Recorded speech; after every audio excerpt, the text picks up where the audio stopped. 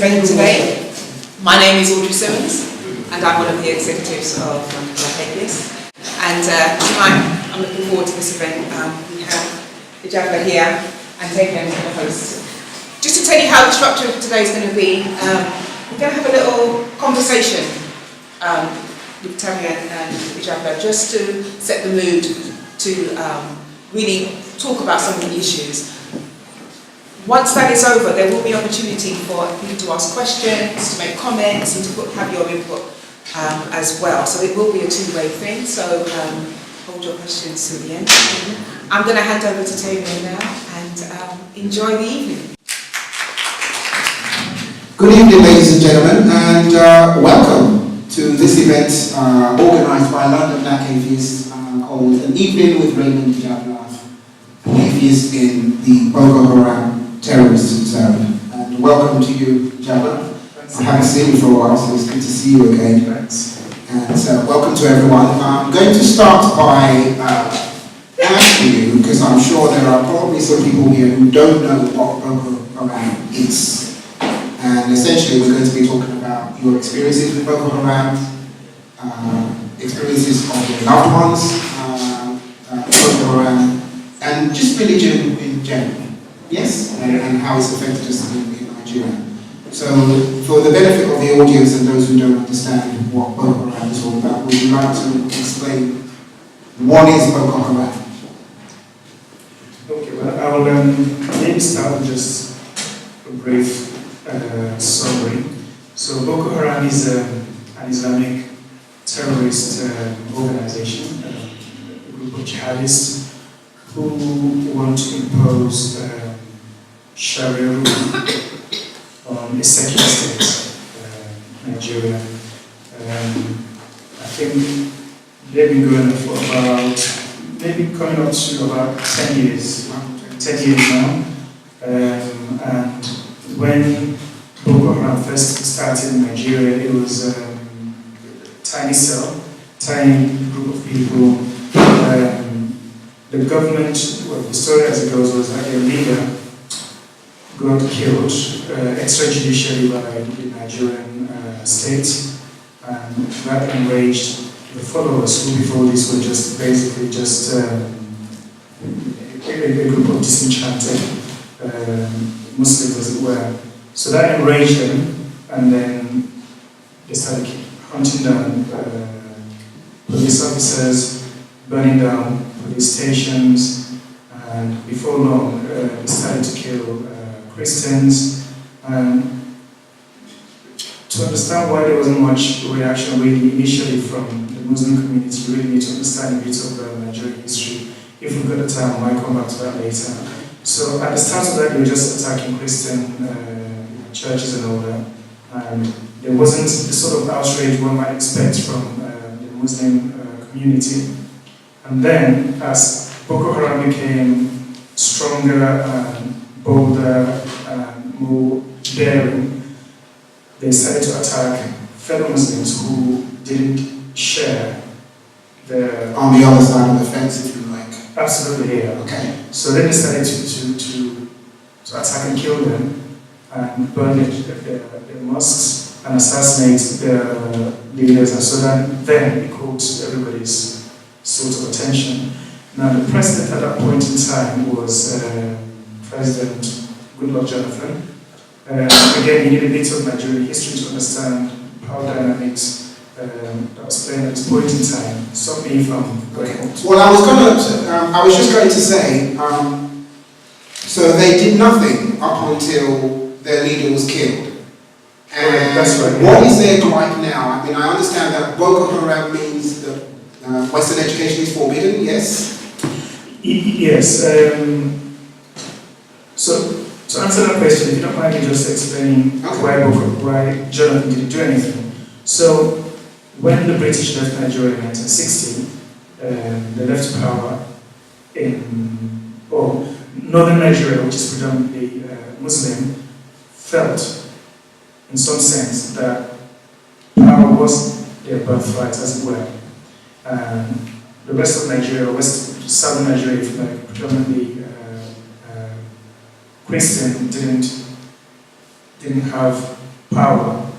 So, and power in some sense, when I say power, so I'm talking about political power, say mainly in the north for a very long time through a series of coups and all that. And it so happened that Jonathan, who is a Christian minority,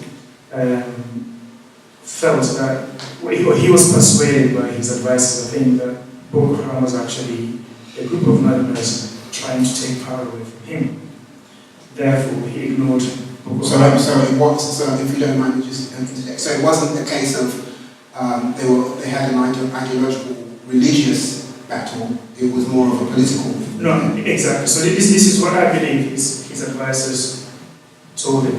Okay. And so, and this was a predominant actually narrative at that point, going back 5-6 years ago. Is it not the case though that it tends to be what we do that we ignore something until it becomes significantly worse? I mean, I don't want to get bogged down into how Boko Haram came to be. I mean, I think what we it will be interesting to see, because you lived in the north. I mean, as like I said, we have a map of Nigeria up here. Yeah. Oh, we have some pictures. Are you in the picture? Yeah, that's me with the arrow. Oh, how old were you there? I think must have been about 600, I think. Yeah, 5 or 6, I think, yeah. These are your yeah, my siblings, yeah. So where in Nigeria are you actually from? So I'm from the northeast, which is bordered by Chad, right up there, on the top right-hand corner. And both your parents are from the same region? So we come from Borno State and Adamawa State, my family. And these are the areas actually that were devastated by Boko Haram, and my own family has been affected. Was this going on while you were there? No. Some of this? No, but I was in the UK, but obviously all my family's in Nigeria, so I was well acquainted with what's going on back at home. So, I would assume that you've been affected personally by the actions of Boko Haram. Yes. Family members, yes. Friends. Yes. That must be dreadful. It is dreadful. So one of my uncles was shot dead. My entire because your family is Muslim, yes. So no, I grew up. My own parents were Catholics initially. My maternal grandparents were Muslims. My maternal grandparents, for the majority of the time I knew them, I was quite young, they just practiced traditional African religion. Later on, my maternal grandmother converted to Catholicism, and then later on, presently my own parents are Pentecostal Christians of Nigerian kind. Okay, and so, and they were all living together harmoniously up until fairly recently, would you say? Again, that requires a big story because... Okay, well, the only reason I'm asking is I'm Nigerian. Yeah. I grew up in Nigeria, but I grew up in the south. Yeah. I'm Yoruba. I don't know if anyone's familiar with, the different people that, live in Nigeria. And we have Muslims, we have Christians, we have traditions. And when I was growing up, there was no divide that we could actually see. Yeah. I mean, we used to love it at Ramadan because we used to wait for them to finish, being hungry. Yeah. And so we could go and eat all the food. And so for me, Ramadan was great. They invited us, they gave us food. It was the same at Christmas, we gave them food. So the divide in the north is not something, please correct me if I'm wrong. I have to say, well, I schooled in the West, Yoruba land, so I'm familiar with what goes on there. But in northern Nigeria, it's the type of Islam you find is more fundamentalist. So, for instance, when they say a meat is halal, it means that you're going to say a Muslim prayer and later on French.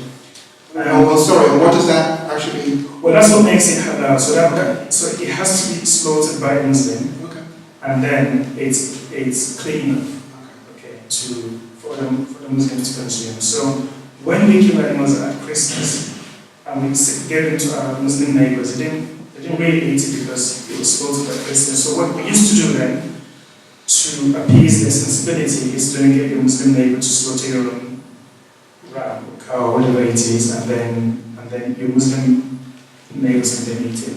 Okay. Which probably wasn't the case. But to all intents and purposes, all the different, religious groups lived happily.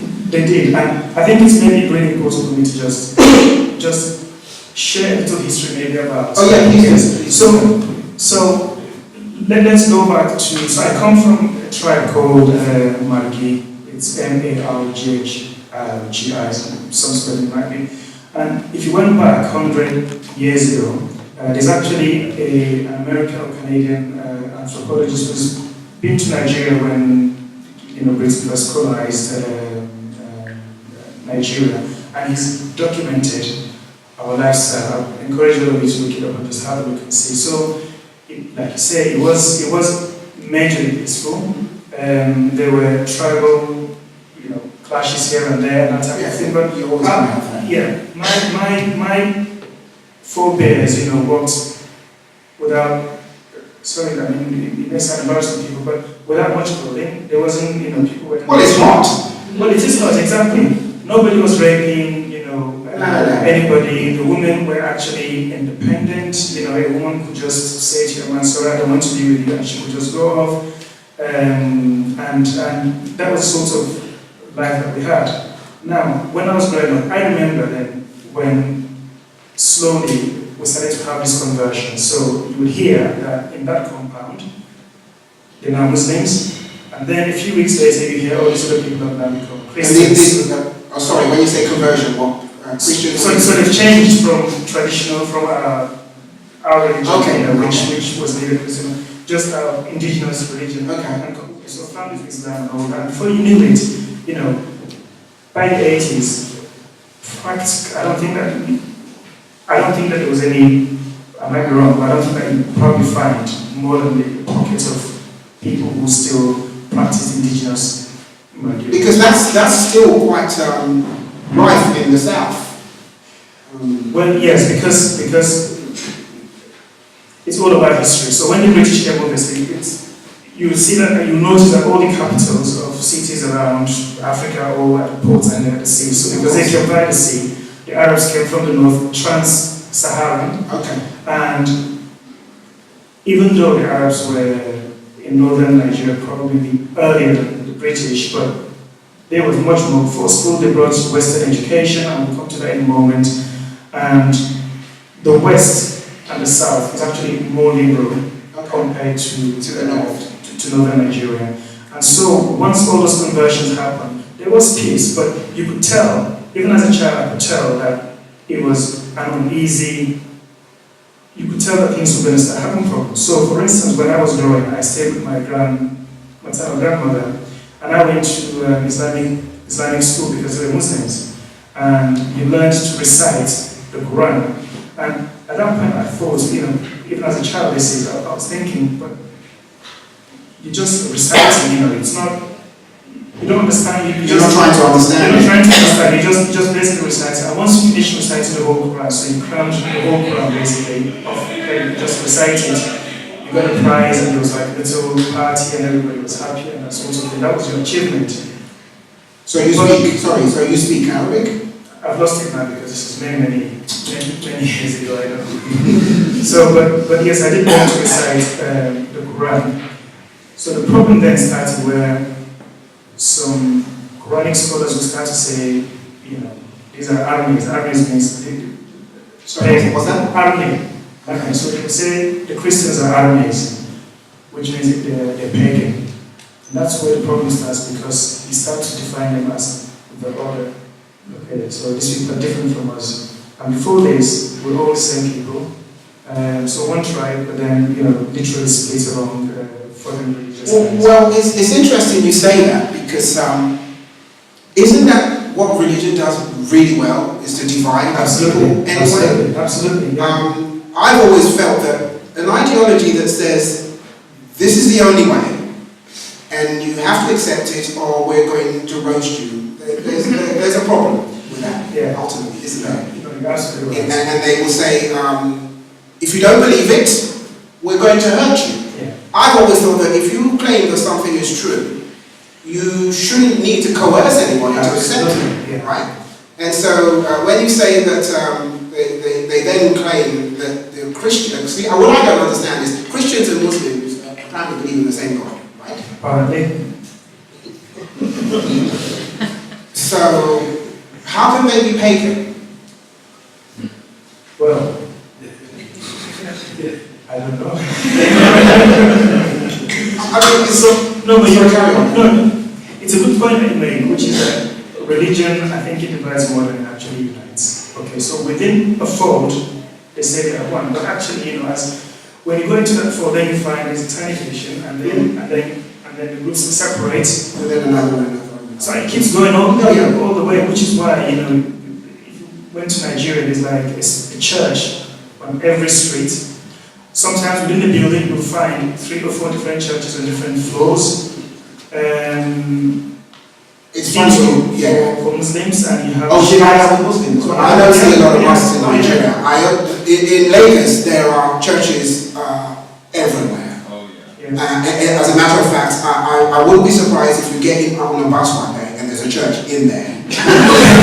Honestly, it's... Well, Tavian, you know, I know this sounds funny, but it is actually a church and then you go to. Because as soon as you sit down, somebody just starts preaching. That's right, yeah. They start from the moment you sit down. I mean, if you had a 5-hour journey, God help you. Because you're going to listen to sermons all the way. I want to stay with this because we're going to digress a little bit and talk about religion in Africa and Nigeria in general. Now you say that your family had awful experiences in the north with Boko Haram, with the killing, so on and so on.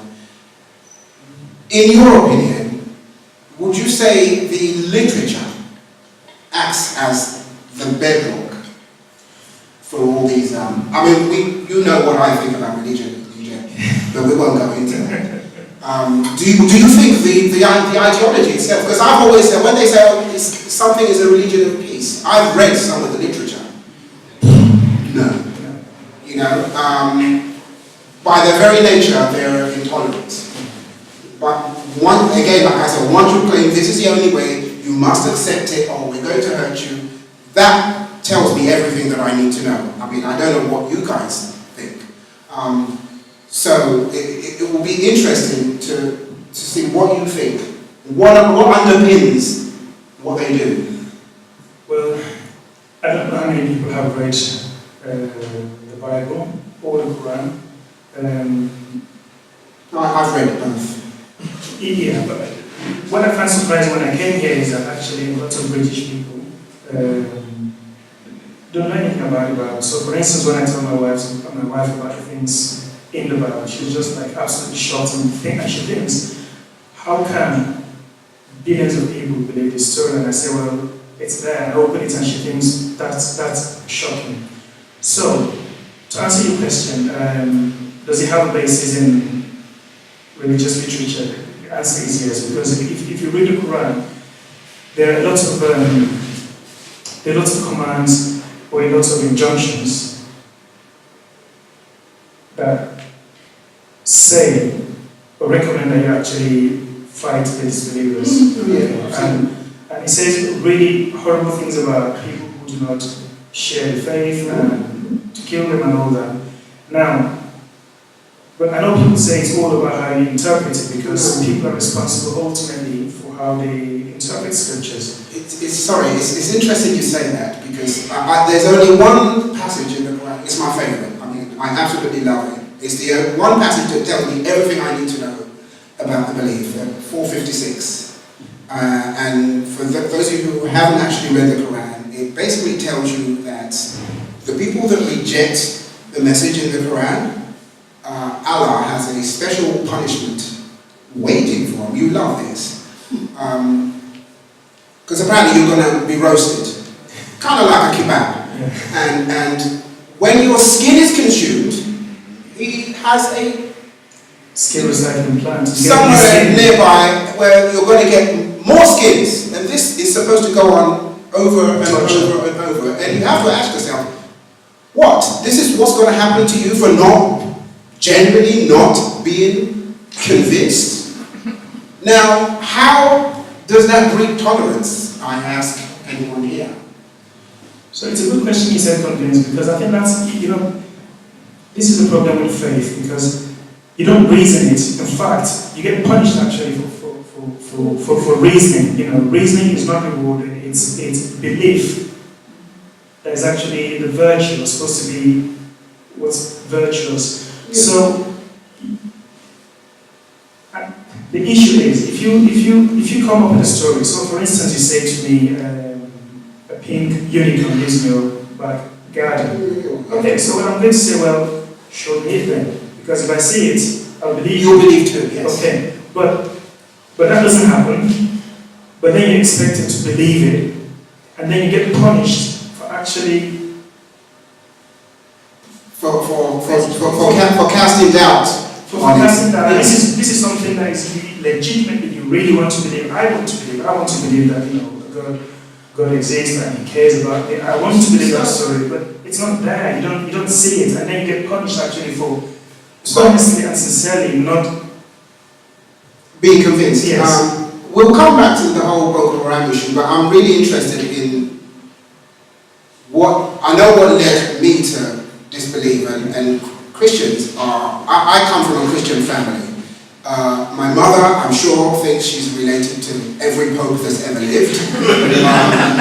My father was very, very religious. We have I don't know what you call Celestial Church of Christ. It's kind of like a spiritualist Pentecostal type church. It's a proper, what I would say, synergy between African indigenous religion. It's a marriage between the two. Basically, we cheated. We took Christianity and we thought, we like that bit, but the songs are not quite there. They need more rhythm.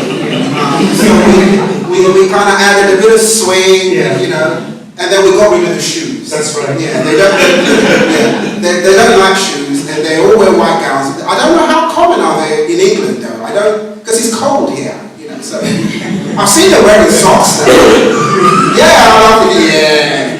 But that's what I grew up with, and my experiences were that all these different Pentecostal or whatever you want to call them, they all had different things. They didn't quite agree with each other, did they? That was my experience as a Christian. Now, obviously, as a Muslim, it's probably completely different to how you arrived at your. I read the Bible. I had to, my dad bought me a book at 15, and I thought, this is a book about the Crusades. There was so much in there as a 15-year-old kid that disturbed me, and I thought to myself, I'm going to read the Bible. They must have got it wrong. And that was what did it for me. So I'm curious as to, what started your journey. So I had doubts when I was growing up. When you read stories about how God drowned children in the Mediterranean Sea, and you think, well, surely God would not kill innocent children. A good one is the story about Pharaoh. So God says, let my people go. And Pharaoh says, all right, I'll let them go. And he said, no, not yet. So he hardened his heart and he said, no, I'm not letting you let them go. And then he kills. Yeah. There's a lot of things that don't make sense. Yeah. But let me just go back to. I've just been instructed. We need to. Okay. So for me, you asked about mine. So I went to medical school, and I was back in Nigeria. And we had this really lovely young woman who was the best example of a Christian that I ever knew, and I think it would be true for most of my fellow Christians at that time. So it was the most horrendous cancer, and to cut long story short, killed her within a few weeks. So that really shook my faith, because I thought, well, where all these promises in the Bible about, I'll protect you going in and you're going out, and I'll bless you with long life, and I started to think, well, I just couldn't reconcile the notion of this omnibenevolent God with what was happening to my friend. So it was at this point I started questioning and just thinking, this really doesn't make any sense. So this was in my fourth year medical school, so just when, probably actually my first placement in clinical school. So that's essentially what did it for you? That's what it started. Then I did a posting on oncology and I saw cancer patients, then I did neurosurgery and I saw all these patients with injury to the neck and they're like totally paralyzed, and Nigeria hasn't got sort of healthcare that we've got in England, and all these people, young people suffered so much before they died, and I thought surely an omnibenevolent God is not going to. Well, there's a lot that can. Well, I think we'll come to that, because disease, I work in microbiology, and so I find that understanding the mechanisms of disease is an eye-opener. Because truly, if there's an invisible guy in the sky who's in charge of all the stuff, when you understand how clever microbes, for example, and what they do to fool us, for example, fool our immune system, you'd either have to conclude that either God does not exist or he's a few slices short of a loaf. I mean, it's just, yeah. But anyway, let's go back to Boko Haram. What would you say are the clear and present problems that Boko Haram is causing in Nigeria at the moment? Okay, so they have devastated the community from communities where I grew up. Okay. In some places, they just come into a town, completely overrun it, kill all the young men. So I watched one video, actually a couple of videos, and I thought, essentially, there was a group of young men, must have been about 20 or so people, and they slit their throats. Every one of them had just come into a pit, and so I stopped watching for that reason. Sorry, Karen. Maybe I should have warned people in case anybody's upset about it. So it's horrendous, really. Mm-hmm. So this is what they did. How do you know how they target? I mean, because I understand that they also sometimes kill fellow Muslims. Yes, so that's what I was saying earlier. It's once they became powerful, then they started saying, actually, your brand of Islam isn't the same as ours, and then they became targets, and so they suffered the same fate as the unbelievers. So when this new government came, I thought that was seeing a few months into it, or a year into it, I thought that's it, Boko Haram is all. Yeah, you think you thought it was handled. But they are still carrying out sporadic attacks. Okay. But they're not as influential as they used to be. Well, they don't control territory as they did okay. in the past, but they are still carrying out sporadic attacks. I think that people are starting to go back to their old homes and so people are returning to their countries. People are returning, but I think it really is going to take a long time before trust is rebuilt. Well, I mean, isn't it the case though that the government haven't really dealt with it particularly well anyway? I mean, security is a huge issue in Nigeria anyway, isn't it? It is, and obviously I don't know if you've been reading about Amnesty International reports about how Nigerian soldiers conducted themselves during the... Again, you've seen how Nigerian soldiers treat the average citizen. I mean, we have it good here. In my country, if you are, I know you probably can vouch for this, if a soldier catches you wearing camouflage, uniform, yeah. I mean, let's just say you just went to Primark and thought, oh, I like that, it looks like something out of Rambo. And you buy it and you wear it in Nigeria, you get dealt with by the soldiers. Yeah. There's no law that can stop them from literally being the crap out of you. Yeah, that is true. The thing is, so sometimes it's difficult for people like myself, because sometimes you question what your loyalty is. You want to say the truth and say things as they are. Sometimes you think, oh God, am I running down my country? Yes, but if we're going to be truthful, there is a question about professionalism maybe. There's a problem of corruption, so money that should go into training soldiers doesn't really go, and people at the top take the money away and they send these young men to the battlefield with very little equipment, and so they politicized everything, which was why Boko Haram was really strong. I was probably maybe about the only person who was warning the government at that point in time and saying, do not trade this with kid gloves. Yeah, but they were never going to listen to you, were they? No. I kept saying these people are jihadis. At this point, the overriding narrative was that it was a political organization. Yeah, political organization that wanted to just get rid of a Christian president so that the Muslim could rule again. And President Jonathan, then ex-President Jonathan, bought this narrative, which was why he did absolutely nothing with Boko Haram, and then these people just mutated from just a bunch of... And so what has Buhari done that's different to what Jonathan has done? So when Buhari was taking over, actually, I think just towards the tail end of Jonathan's administration, I think he realized that actually this was going to be a really big problem. He needed to overpower them as well because of politics and all that. It was about the time also when Gaddafi was overthrown and the border just became porous, and so they just had all these guns and heavy ammunition just flying through the... how are they funded? Obviously they get money from their fellow... So I haven't got any evidence for this, but I think the pattern, if you look at it, is that they get assistance from foreign countries who want to make sure that they propagate Wahhabism, because this is the doctrine that Boko Haram and lots of Sunni jihadists follow. So they get funding from external places to propagate this brand of Islam. This message. Yes.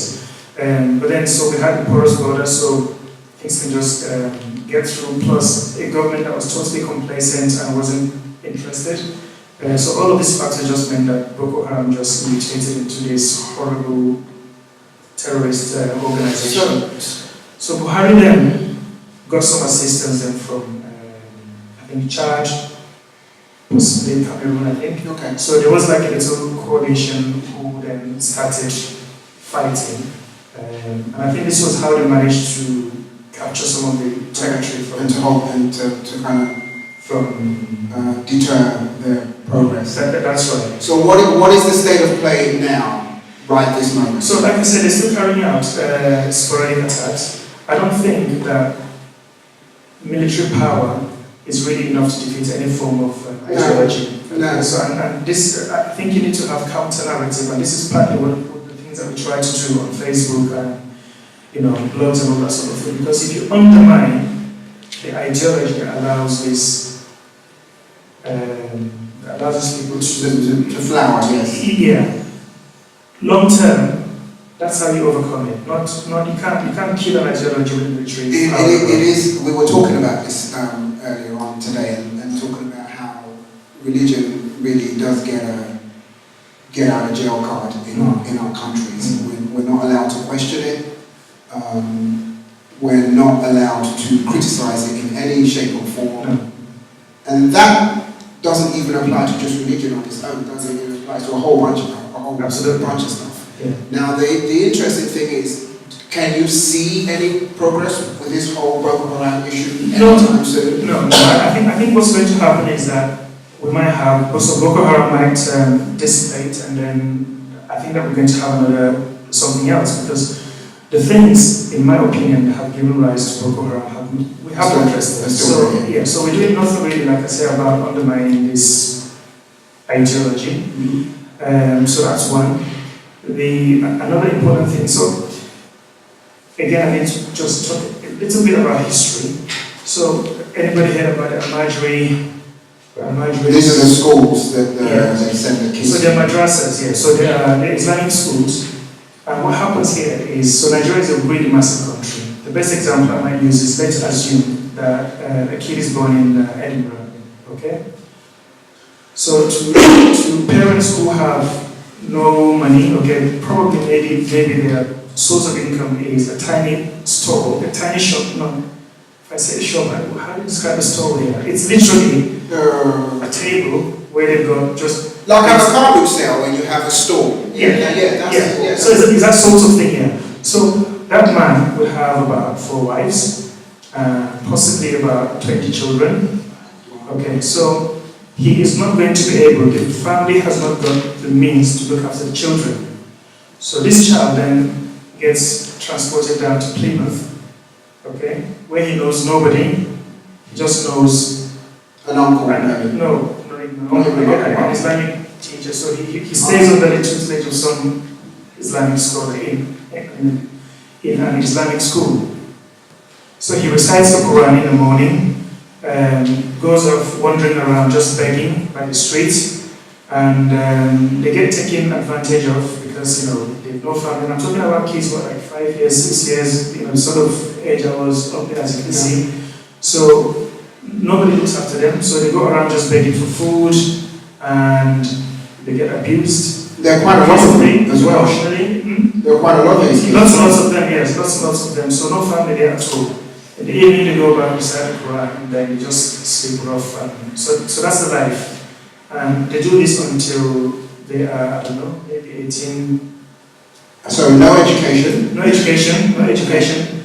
So this is where the problem is, because the person who is teaching may have fundamentalist ideology, okay, so, and then they get brainwashed because they say to them, these individuals are your enemies because they don't share your faith. They don't believe the same thing. They don't believe the same thing. They're going to go to hell, you know, others going to... So what is this that you can behead them, take back off their fingernails and all sorts? Well, basically, they brainwash them. And so what then happens is, and politicians also take advantage of this people, because then what then happens is that, say elections come back, and you know, they can just say, your enemy, behold your enemy, that's it.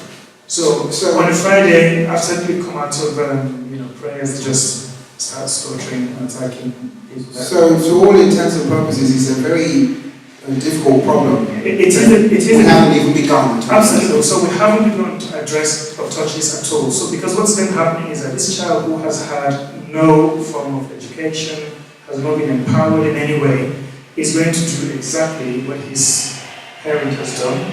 So he's going to marry 4 wives, he's going to have loads of children. So what you find is a perpetuation of poverty. And they get told that Western education is evil, and they will not tolerate it. And this is why when we have things like, the polio, so polio has been practically eradicated in all parts of Nigeria. I remember reading about that. So we had a medical doctor whose kids are very well educated, some of them live in this country. And they came out and said, well, America and Europe are trying to make infertile. So then people just say, right, we're not having this. Well, because we were very close to eradicating polio altogether, and that all changed. We were. Okay, so you write quite a lot. I do. I've read quite a lot of your articles. How does this affect your relationship? Because I'm assuming that you are probably the only, what's the word they use in Islam for non-belief? Kafir, isn't it? Kafir. In Hausa it's called Kafir. Okay, that's the name of an Egyptian king. So how does that work in your family dynamics? I mean, are they, my mum thinks I sprout all of it, 12 midnight and all sorts. Yeah. So here's the thing, Tavian, I think it's important to try and give a bit of background so that people really actually understand what is.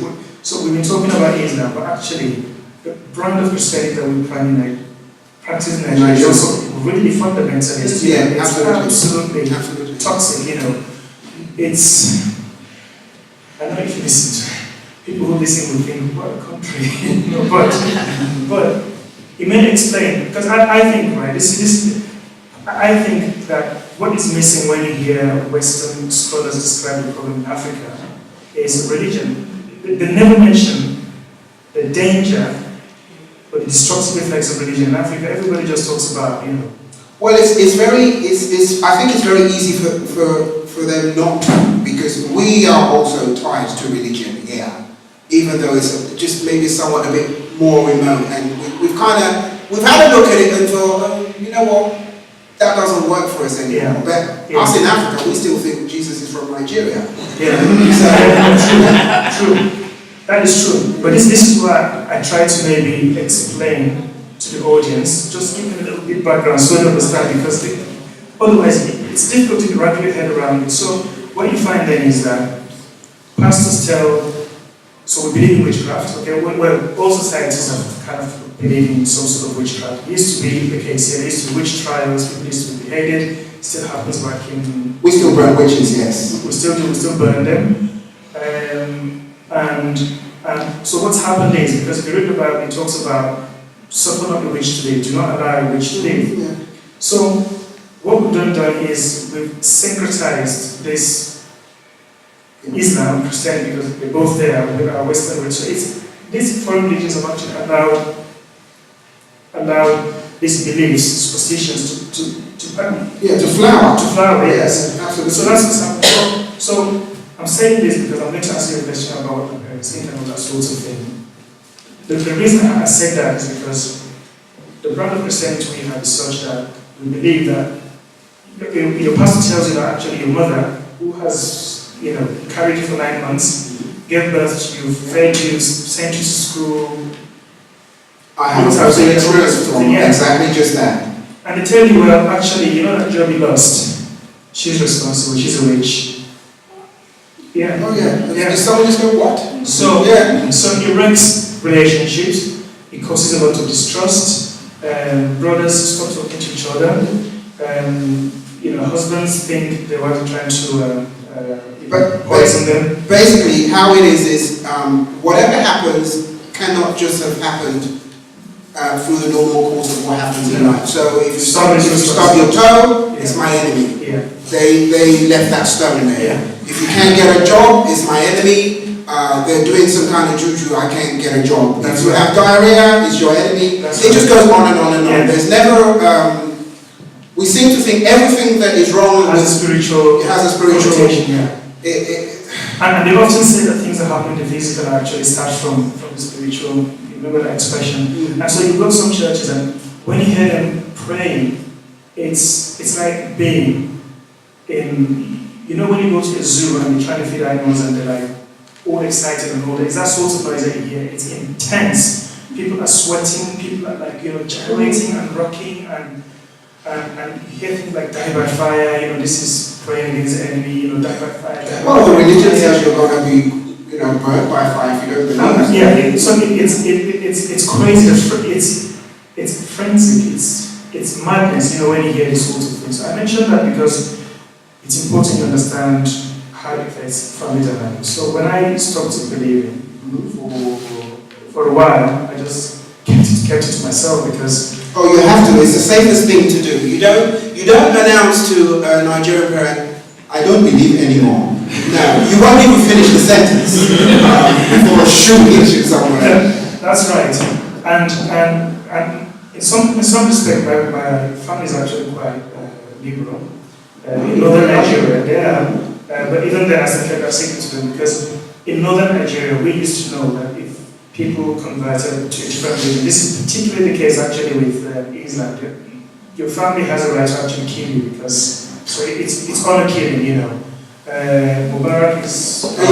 We have a mutual friend. And that's what happened, to him. His parents put him in a psychiatric home because they thought he was mad for questioning the notion that God exists. So how did your parents take you there? So I kept that quiet, and then slowly, I just started saying to them, actually, what about this, what about that, and that sort of thing. And then, it just got to the point where I just said, look, I no longer believe. And that strained the relationship between me and my parents, particularly my dad, who used to be best friends and best. It's funny you say that because my experiences were somewhat different. My dad, who was the evangelist, saw one of my books and he said to my brother, is this what your brother is? And my brother said, this is what we find. So when I came home, my dad said to me, sit down, son, I want to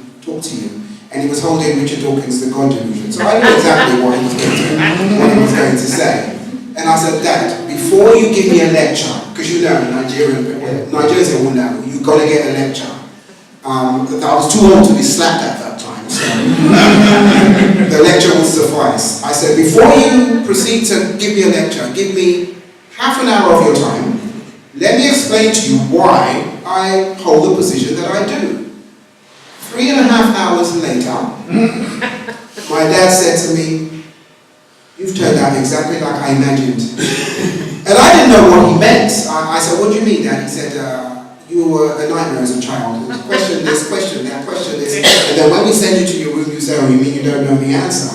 And I said, oh, I don't remember any of that. He was actually more understanding. He just said to me, I'm very proud of you, which I was actually quite surprised that he said that, and I will pray for you. Simply because I showed him passages in the Bible, and I could see his expression physically change, you know, and then question me. And he's an evangelist, and he couldn't answer. And he said, son, wow, I can answer that. My mother, on the other hand, was like, you're wrong. I don't really know why you're wrong, but you're wrong. And we have a fantastic relationship now, and she still sends me little video clips, you know, and I used to sing, so she would send me stuff and say, please learn this song, and I want you to sing it to me when I come, and I'm thinking, you've got no chance in here. So it's interesting that you say both your prayers were exactly, they reacted exactly the same. I was somewhat lucky. And what is your relationship? Are they both still alive now? No, yeah, they're both still alive. I think they've kind of made accepted. Actually, I think they probably have given up. That's maybe. So they don't talk to you about it anymore? No, because previously I used to have, like, Bible passages, make sure you read dates, if there was a time actually, basically just stopped talking to me because... Oh, completely? Completely, yes. Yes, which... I never had which... Yeah, well, I mean, it did really upset me because I think it's not something I've shared before, but obviously, I think we have such a special relationship, but, he just felt that, I'll throw something at you, because this is how I felt. I've been asked before, were you ever worried that your parents would disown you? I was waiting for it, honestly, and I'll tell you why. I always felt that for them to want to be rid of me because of the difference of opinion suggests they don't really love me, because I wasn't prepared to be rid of them. So I was waiting for my parents to say, we don't want to be your parents. I would have said, oh, you know what? Good on you, I'm gone anyway. But all credit to them, it never happened. I mean, they whinged all the time, but... but you see, even if that happened, again, there's a reason for that, because again, in Nigerian churches, we teach that it's God first. Oh yeah. So it's God first before your spouse and before your children. So actually, people will disown you because you no longer share their faith. Isn't that scary? It is scary, but that's what belief does to people. And this is why I think it's really toxic. In all these discussions, we haven't mentioned about the witch trials, or we mentioned about how people get burnt, how children are easy targets, because again, if you lose a job or something, or a marriage burden, you say, oh, is that child? And then they're just sent out to the street, and various children driven into their school. Yeah, I remember. That was very recent, wasn't it? Yeah, some of them, they would take them, hand them upside down, and pour, oil down their bottom, because, exorcism and all that type of The child was wet in the bed. Yeah. And apparently, it's because he's a witch. Yeah. You just try and wrap your head around that. What was that child, the Danish woman? I think anyone familiar with, what was his name? Hope. Yeah, so Hope was two years or something like that, and his mom, the community said he was a witch, and he just got dumped to the street. I mean, some of you are mothers and fathers. Think about this. So, for a woman, you carry a child for 9 months, give birth to that child, all of that maternal instinct and bonding and all that, you actually, against your better judgment, say, yeah, what our pastor says is actually right, this child is a witch. You keep that child out of your house, 2-year-old. Yeah, but I think religion is so powerful it erodes your better judgment. It does. In many instances. It does. It does. I mean, come on, if you think animals speak, you know, just... Sorry. We could, you're absolutely right. So, again, we were saying earlier. So are you, sorry, so are you okay, you're okay with your parents now? No, so no, things are better at the moment, you know, so we speak, we just try to avoid religion. Like I say, you know, my parents no longer say to me, you have to read the Bible. And so no, I'll say that things have normalized. I think people just know that he doesn't believe, so we avoid the subject. It's interesting though, because even though we think our parents don't pay attention, sometimes they do. Well, I say that, sorry to interrupt, my dad's told me on Facebook for a long time. Wow. He did. Did he send you a friend request? He did, and foolishly I accepted. Oh, come on. I accepted, so, but I think that he sees the point in what I say. I think that my siblings see the point in the things I say. That's what I forgot to ask you. Yeah. So what's your relationship like with your siblings? So I think my siblings are open-minded. I think we've just been, I disagree with you, but hey, well, you know, you're a good person with IQ and that sort of thing. Oh, I think my parents will probably were. I think the reason why that was happening was because they felt that they loved me so much, they really didn't want me to burn in hell. And they felt that even if it meant threatening the relationship, physical separation, or not talking to you, if that was going to bring you back to your sense, they were prepared to do it. I think it was done out of love, but... Yeah, my mom said exactly the same thing, because she said to me, I'm worried about your salvation. And so I said to her, but Mum, if something is true, and you're trying to, you know, claim that this is true, if I am not convinced, why would you want it? Would you say to your child, 2 + 2 is 4, believe it or I'm going to hurt you? That's not how it works, is it? You give me evidence. That's how it works in religion. That's how it works in religion. What is the blasphemy law? Why do you think Charlie Hebdo happened? Yeah, well, so that was a blasphemy law. That was basically saying you are not permitted to think or to reason. If you question, then do you think punishment, and the punishment is death. It's final. You know, it's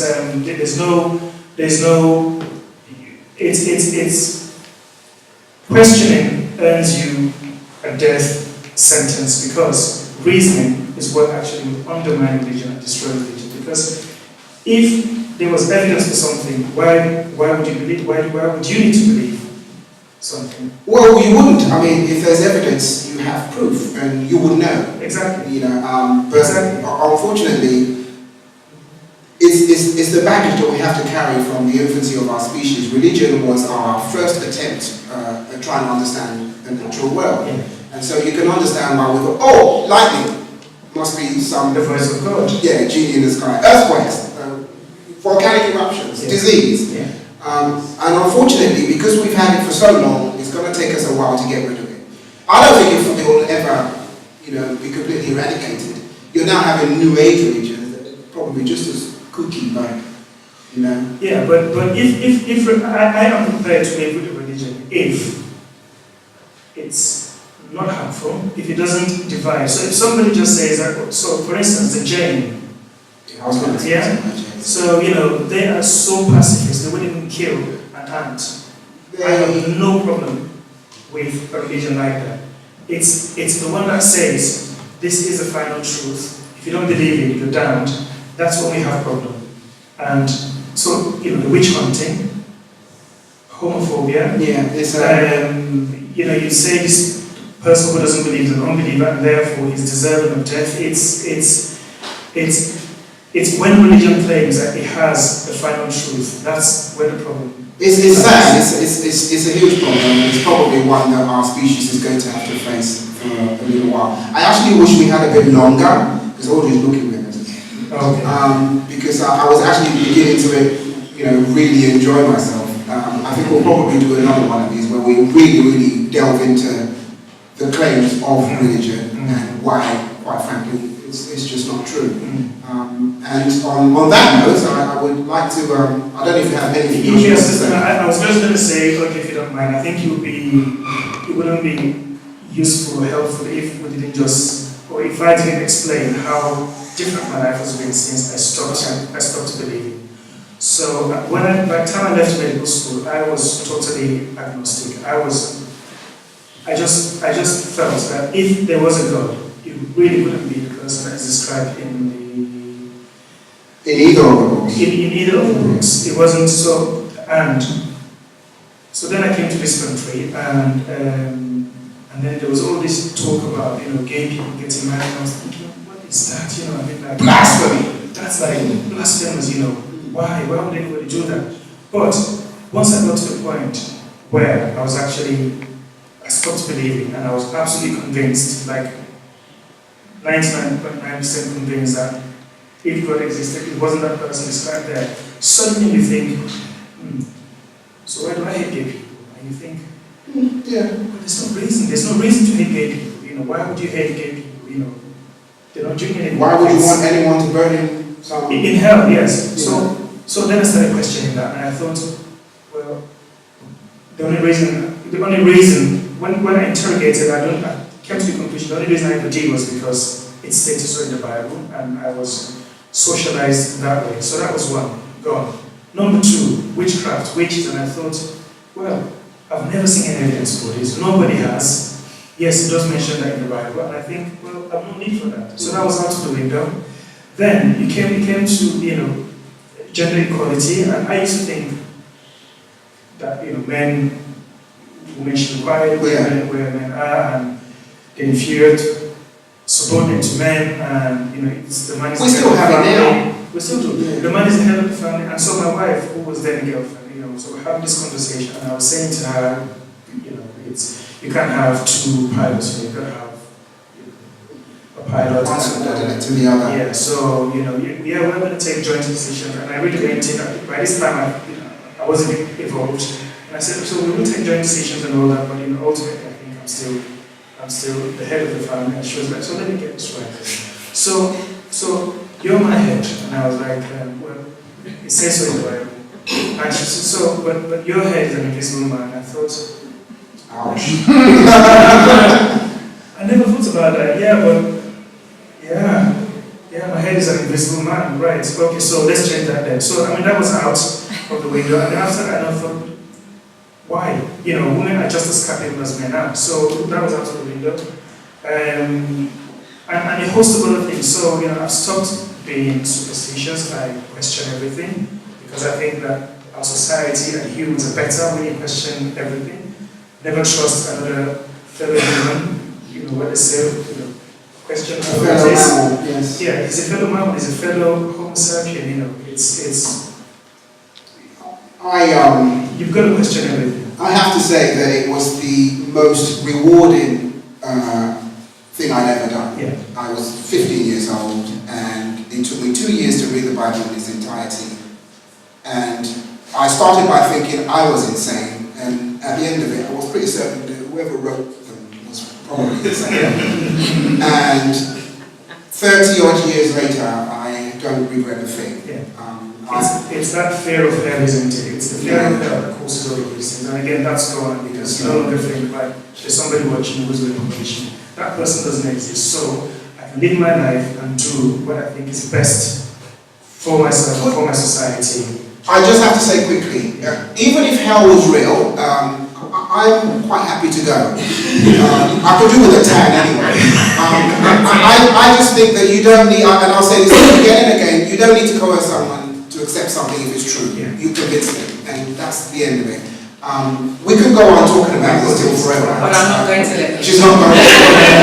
Thank you very much for doing this, and thank you very much, ladies and gentlemen, for being very patient with us. It's the first time either one of us has actually done anything like this. That's quite interesting. Thank you. So thank you.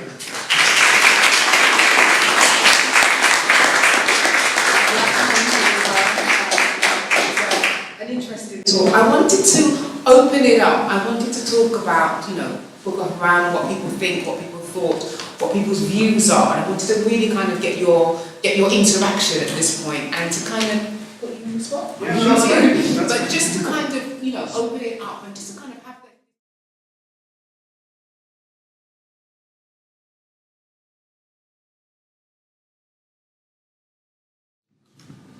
I am not aware of any moderate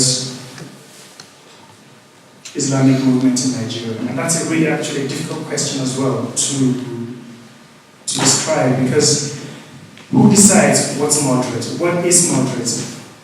That is, you've got to start from that. So I think that, but I do agree with you. I think we should be very careful to not cause offense. We want our society to change. We would love to collaborate with people.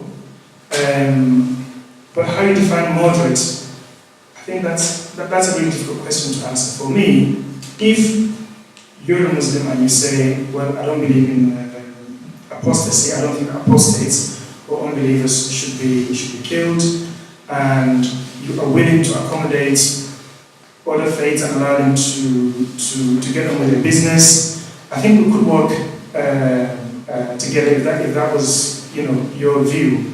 But that is not something that we see often, because I think that the moderate people who probably think like that are scared to air their views publicly, because then, like I said, not only just fundamentalist, people might think, right, it's him,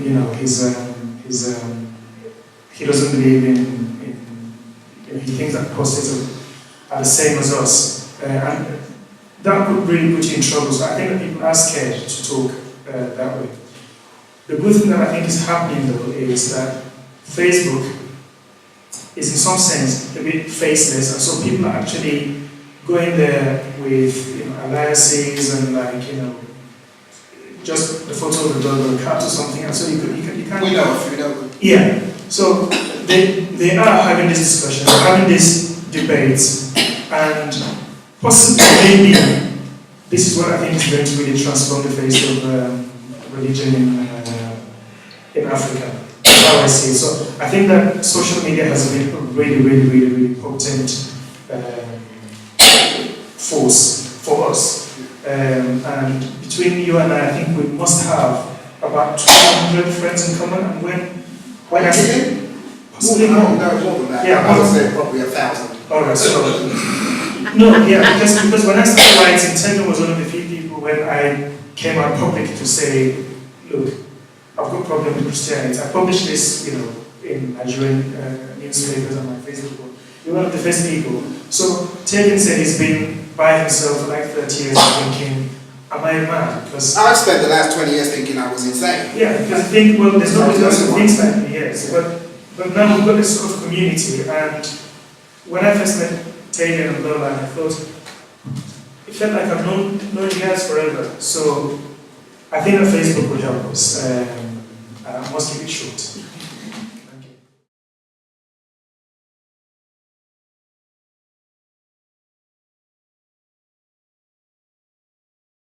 One of the things that my parents were saying to me was, why are you writing in your name and exposing yourself? So I do not feel safe. I worry that if people recognize me, I will be in trouble. So that's a bother to me, and if I'm honest with myself, it's also part of the reason why I haven't really been able to listen, because I think it's hard to predict what people might say, because religion is such a sensitive thing. It means everything to people, and you are undermining their sense of who they are. Sense of who they are, yes, and people don't take kindly to that. But also, the reason I was coming out and as myself is I just felt, well, I understand the importance of being faceless, but I thought, well, it's who you are. You might as well just say it, and you don't know how many people you're helping. My view is, so going back to the story of the Bible, Jesus had 12 disciples, and they stayed with him, and they all died. But then this random chap, Paul, just came from out of nowhere, and most of the epistles in the Bible was written by him. So I kind of think, well, if I can maybe influence somebody who might influence another person, you set up this chair reaction, you might just have some sort of Barack Obama,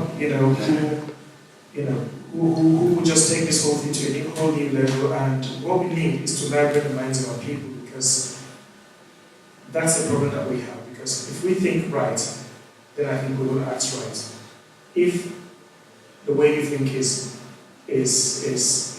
so for as long as we remain superstitious, our society is going to be backward, because you cannot have progress when you think that witches are chasing you.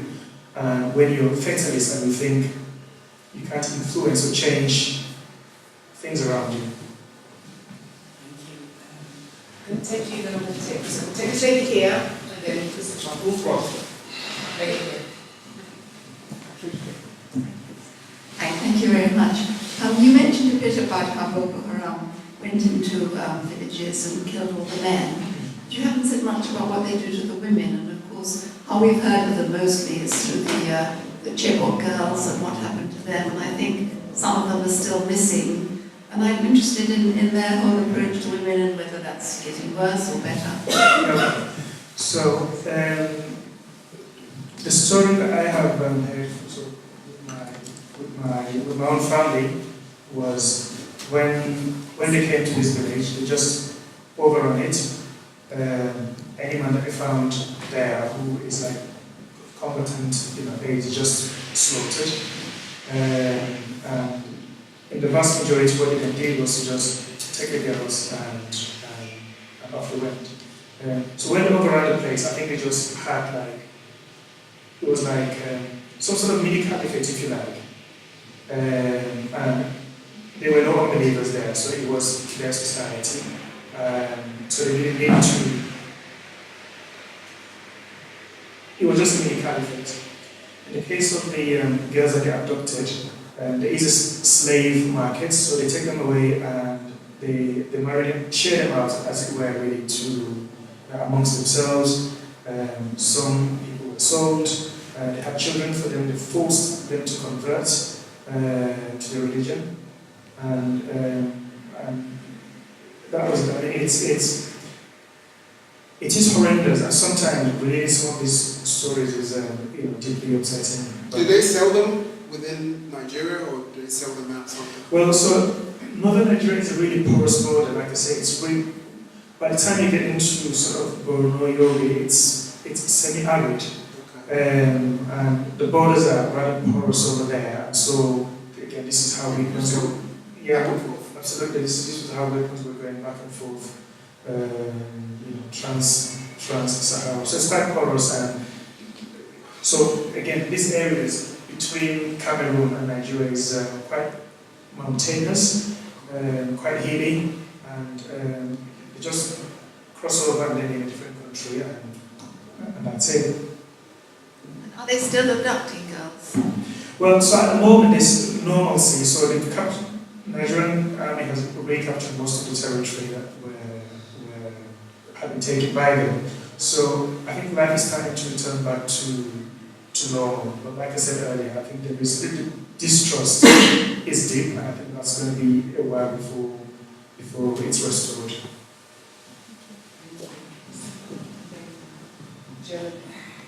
Hello.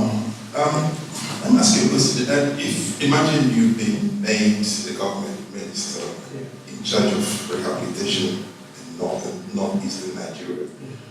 From a political point of view, what actions will you take to rehabilitate the area, assuming the military have finished their work of eliminating Boko Haram? That is a very good question. I think education is key. It has to be where we start from. So really we have to then find a way to. This is not happening. Be under no illusion. This is not a day's job. So we need to do something about Almajiri destitution. We need to win, I think, the hearts. We need to win the hearts of the Muslim community to let them know that actually we're not against them. Okay, I'm taking that back because that sounds a bit. I'm trying to be politically correct. Okay, so I think that what you need to do is really first of all education. I think you need to undermine the ideology that makes them believe that having so many women, wives, and children that they cannot look after isn't in their own interest. You need to be able to convince people that actually, this is right. And that requires a lot of education. Yes. So you need to be able to sell family planning to them. And you have to find a way of winning their trust to let them know that actually, we're not trying, because there's this deep distrust of anything that is Western. And they think, well, you're trying to reduce our population so that you can control us. And also when it comes to elections and all that, because if you have a big number, it's a game of power. So it's all about education. And education and education and education. We need to try and do something about elementary destitution and essentially try and stop the trafficking of children, because this is what I think it all boils down. It all boils down to. I don't know whether I've answered that question. I mean, I will explain this in greater detail, but it's just when I'm conscious of the time. The question is that doable? Is that doable? I think it's doable, but this is why I said you should be under the illusion that this is something that we're going to achieve in one day. I think it's doable. It has to be. It's going to take a long time, because first of all, you need to go into family planning. You need to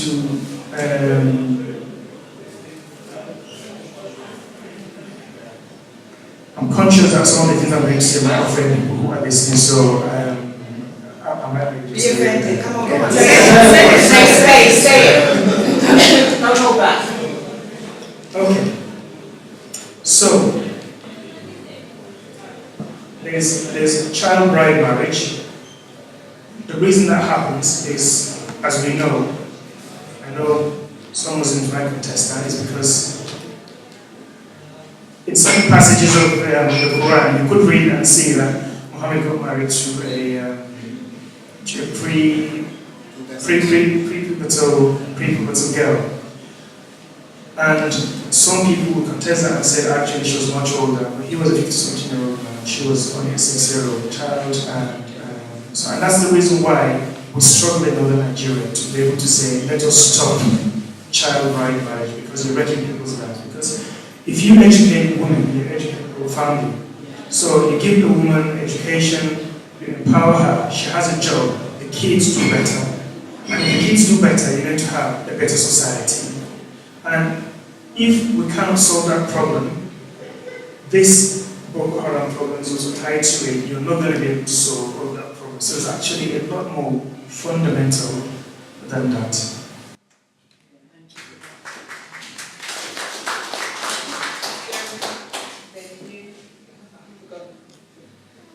Hi. That really interesting what you were saying. I'm just nearly finished reading the Ian Hershey book, which talks about Somalia, of course, and it's a very interesting parallel. And I wonder whether you could say something about what's changed. So, in their case, there was a very conservative form of Islam that had been there for hundreds of years. And then this Muslim Brotherhood started coming in with a more fundamentalist view. And though she doesn't talk about it, we know that they also have Al-Shabaab, which is the analog to Boko Haram. As you described it, the starting point was actually Christians and Muslims living relatively peacefully together. Before Boko Haram, what changed? What introduced fundamentalism, and who do you think is behind it? So what changed? So, Tavian asked me a question earlier, and he said, what is going to happen after Boko Haram is defeated? And I said to him that I think maybe another group is going to come up because we haven't addressed those issues. So Boko Haram is popular or well known because it's gained maybe, shall we say, Western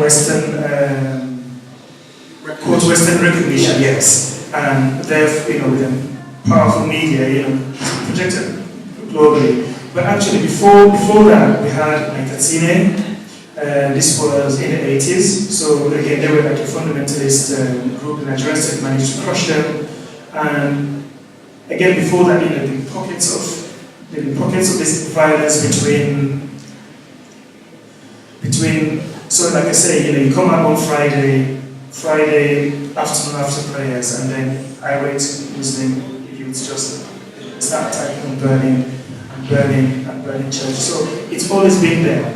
And my feeling is that it has to do with this Al-Majri destitution, because what is happening is that you're having young, unemployed teeming, this is probably maybe in the millions, who have no education, have no means of livelihood whatsoever,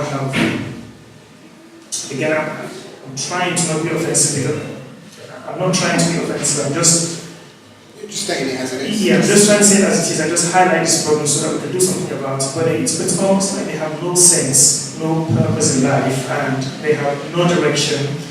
Life does not mean anything to them, because for these people, the religion it's all about fatalism. It's whatever God says, that's how it's going to be. So life actually means nothing to them. Somebody could be dead now and then buried within 24 hours, and that's it.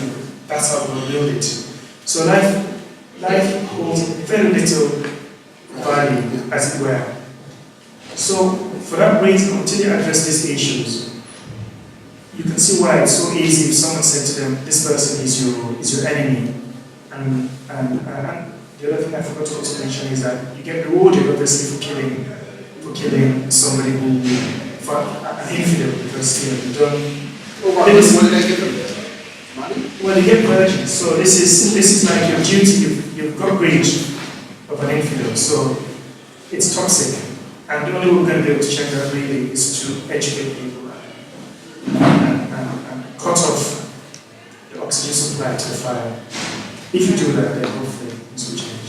Just before you speak, I just wanted to say that this space, it's difficult talking about these issues, but I think that we do need to voice it, and I think we need to say them. And I think it's hard because this is us, this is our history, this is where we come from. So it's painful, but I think it needs to be aired. So don't, just say it. Make it be cathartic. Well, I stand in awe of anybody who can go against their culture. I really stand in awe. It's difficult. You've but in what you've said just in the last few minutes, you've described exactly life on any council estate in London or England. So, what are the parallels that you see? Okay. So I think that you can. There's a question about whether religion leads to poverty, or whether it's poverty that leads to religion, or chicken and egg type of thing. And I think there's certain parameters that you can that maybe describe any area that is impoverished. And I agree with you, this would be true whether it was some council estates in England or some place in Nigeria, because if you've got deprivation and people cannot eat, people cannot drink, and cannot look after their family, there is no security, then things don't work as well. But having said that, I think with all due respect to the kind of people who live in council estates in England, I think it's a lot different to what you might find where religion flourishes, because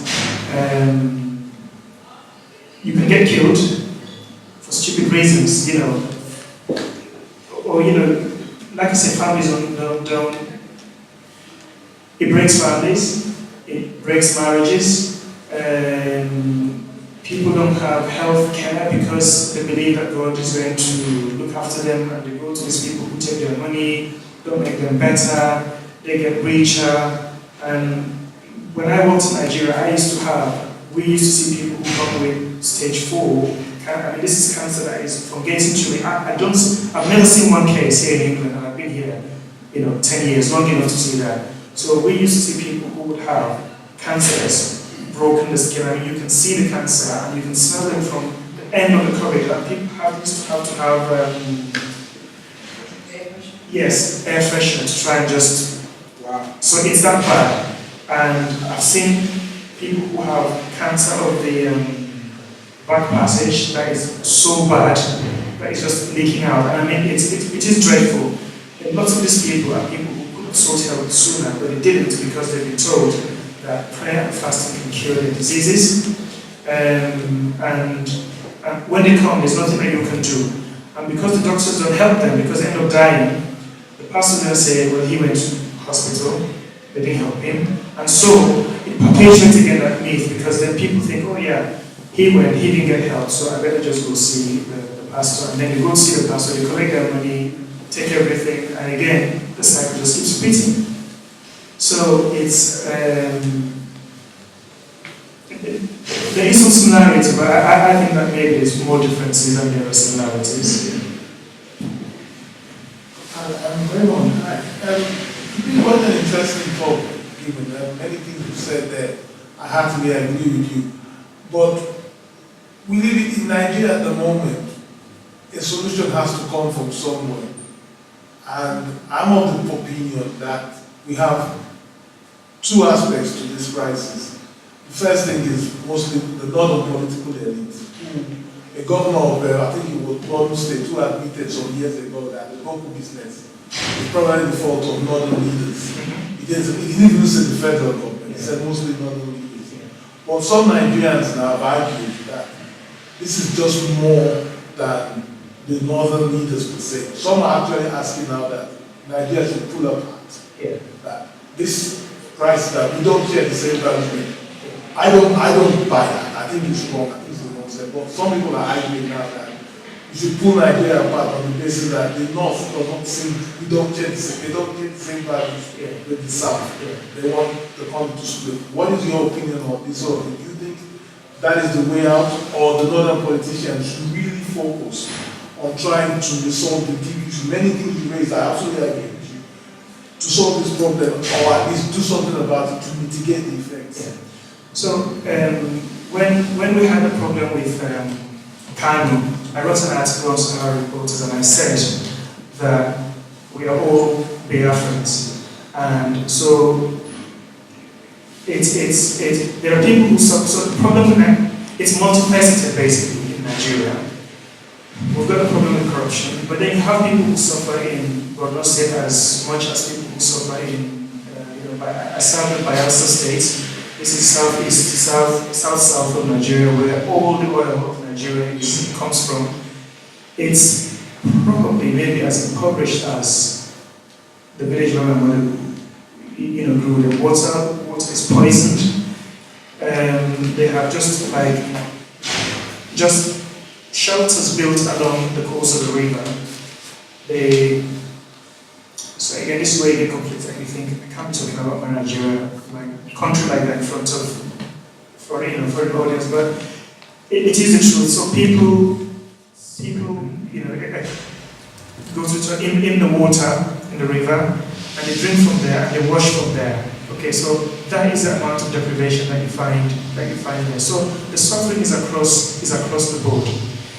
But when in northern Nigeria there are peculiarities, and I think that it's helpful for the people who rule, who use religion and who rule in northern Nigeria to actually perpetuate this mindset. It helps them to rule, because when you go there, like I say, it's fatalist. It's that whatever happens, that's how God designed it to be. This is what God wanted. God gives power and He takes power.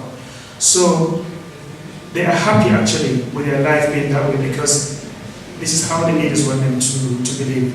And these people who are educated, their kids come abroad, they study, they go back, they become MDs or banks, they have jobs in multinational companies and all that. So it does help them, and this is why they perpetuate it, because Northern Nigeria has had power for so long. They really wanted to help. We shouldn't be that way, So yeah, it's difficult, but in some sense, I see the point that people make when they say that northern Nigeria and southern Nigeria are different people. They are different people. By the way, this part of this problem also has to go. We've got to go back to when Britain, yes, how Europe, just balkanized Africa, but different. Just because we're black doesn't mean that we're the same people.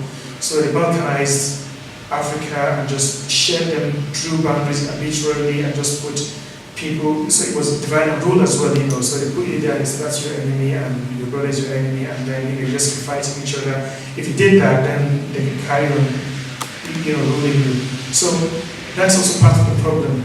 So I understand when people say we have different mindset and different worldview. In some sense, I think that isn't true.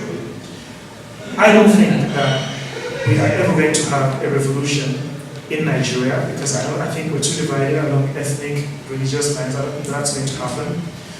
I think my feeling is that what is going to change is social media and Facebook, and I know some people might laugh at this, but I think that what is going to happen is that people start reading and they start changing their mind and changing their mind. And all we need really is a critical mass.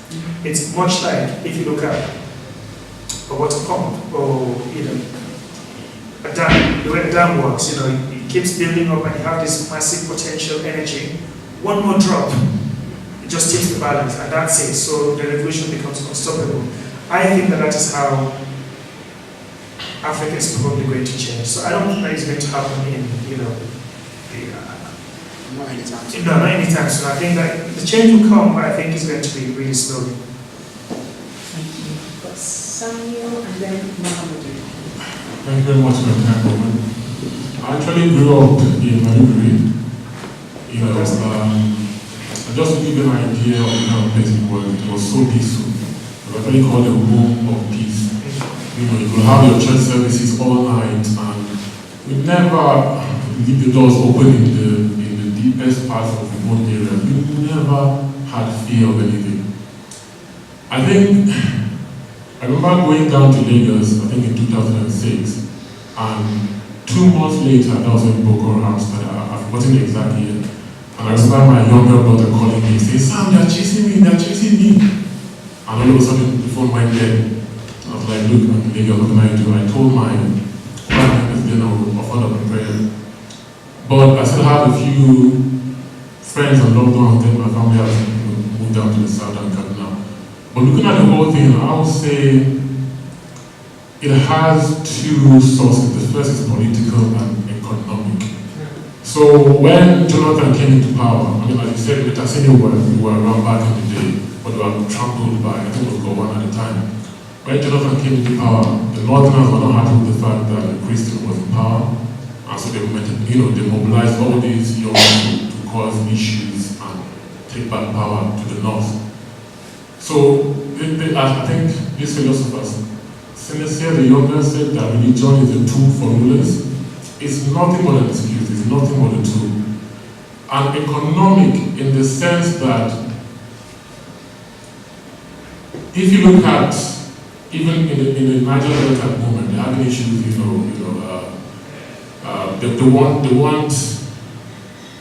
they want emancipation, they don't feel they have their voice being heard on the national front. If you have a country, way back then, when Nigerian Naira was close to the pound, there was so much peace, because what we need to understand is what happens when scarcity goes into the mindset of people. It becomes a dog mentality. In the UK, sometime back, they were saying, the Polish are taking over our jobs. Recently, the refugees taking over our jobs, and all that.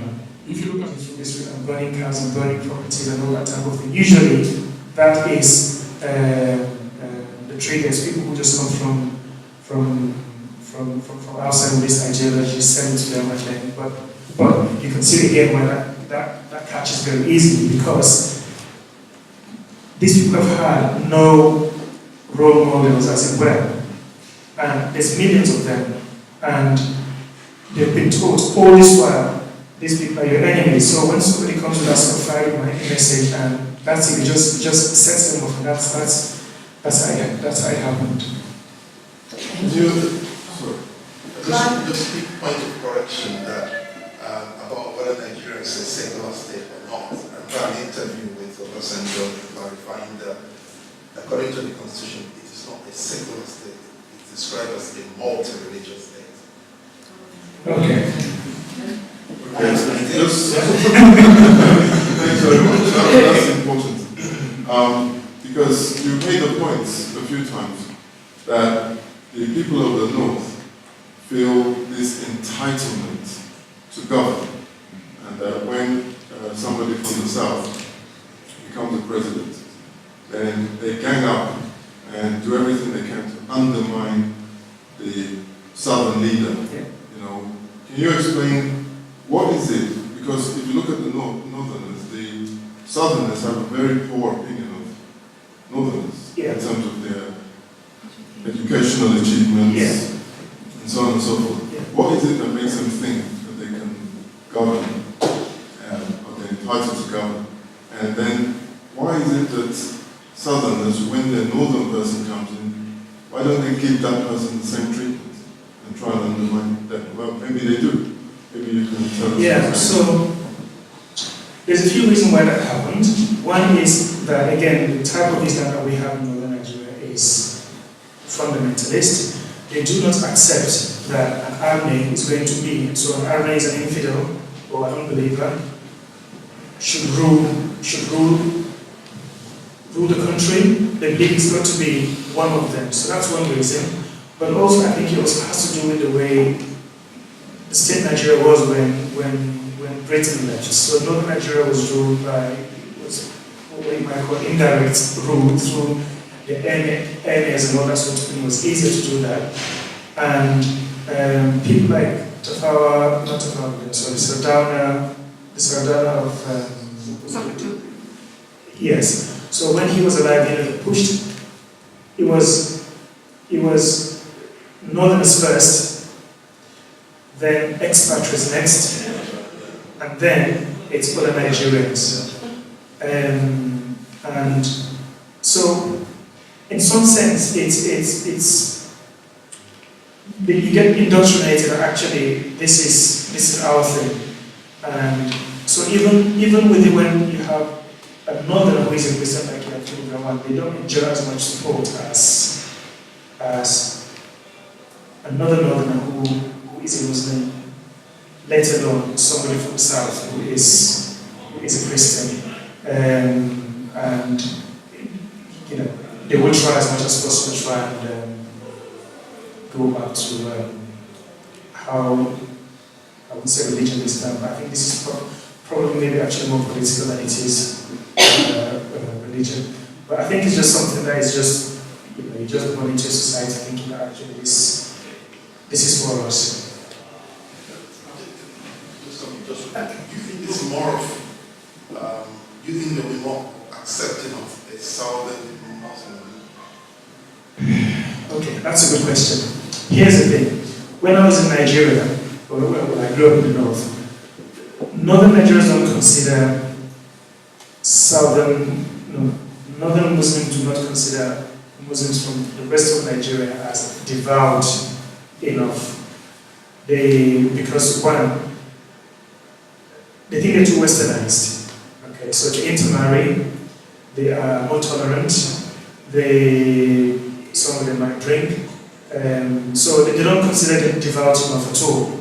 So when these attacks happen, the biggest victims are probably, okay, I don't want to mention any ethnicity because it's not about it, and I know but it will be Southern Christians first will probably be, Southern Christians and Northern Christians are probably the same sort of targets, as it were. And then, obviously, if you're from the south or non-Muslim, if you're not from the north, you're not Muslim. So let's say you're south. So if you're from the south, even though you might be a Muslim, you're still seen as a foreigner. So you're still a target, but probably not as bad as if you were Igbo, because you're Christian from the south. The history about the Civil War and all that, so you're a prime target.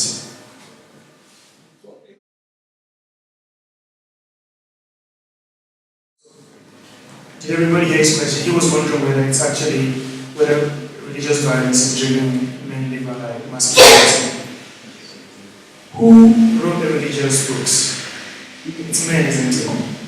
It's men.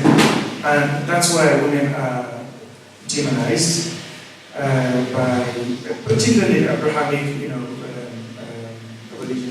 It's a patriarchal, and not as good as men. We're talking about half the population of human beings the same, a subordinate,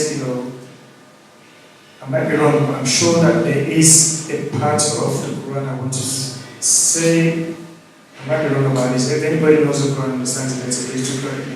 I'm wondering why actually there's a passage there that says that it's maybe slightly higher than animals? Yeah, okay, so there you go.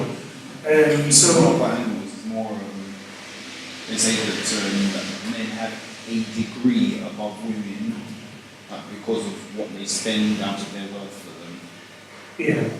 Okay. So certainly the Abrahamic religions are where it's men. Okay. Men wrote the Quran. Any passages in the Quran written by women? No. Okay. So in the Bible, possibly maybe Esther. Maybe Esther. Possibly. I don't know who wrote Esther. Okay. Okay. So it's not the book of Esther, yes, but actually it was just written by men. So men thought about God. Men thought of God. Men wrote the Bible, men wrote all those nasty things about women. So it's no surprise that actually it's also men who carry out the violence, but for the better part.